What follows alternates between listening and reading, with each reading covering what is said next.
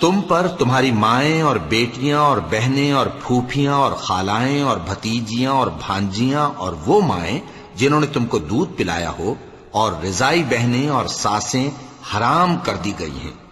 اور جن عورتوں سے تم خلوت کر چکے ہو ان کی لڑکیاں جنہیں تم پرورش کرتے ہو وہ بھی تم پر حرام ہیں۔ ہاں اگر ان کے ساتھ تم نے خلوت نہ کی ہو تو ان کی لڑکیوں کے ساتھ نکاح کر لینے میں تم پر کچھ گناہ نہیں، اور تمہارے صلبی بیٹوں کی عورتیں بھی اور دو بہنوں کا اکٹھا کرنا بھی حرام ہے،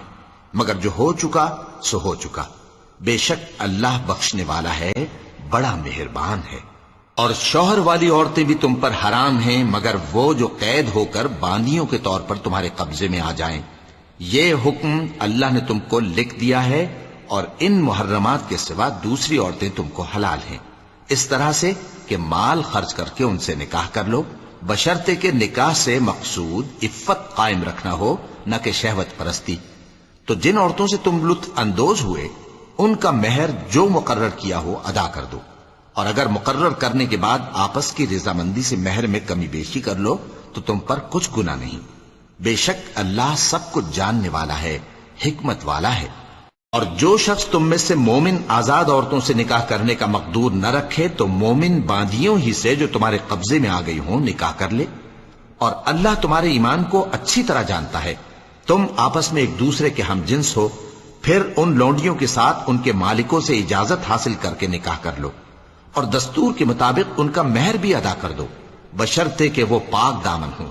نہ ایسی کہ کھلم کھلا بدکاری کریں اور نہ درپردہ دوستی کرنا چاہیں۔ پھر اگر وہ نکاح میں آ کر بدکاری کا ارتکاب کر بیٹھیں تو جو سزا آزاد عورتوں کے لیے ہے اس کی آدھی ان کو دی جائے۔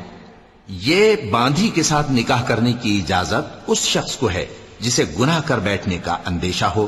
اور یہ بات کہ صبر کرو تمہارے لیے بہتر ہے، اور اللہ بخشنے والا ہے، مہربان ہے۔ اللہ چاہتا ہے کہ اپنی آیتیں تم سے کھول کھول کر بیان فرمائے اور تم کو اگلے لوگوں کے طریقے بتائے اور تم پر مہربانی کرے، اور اللہ جاننے والا ہے، حکمت والا ہے۔ اور اللہ تو چاہتا ہے کہ تم پر مہربانی کرے،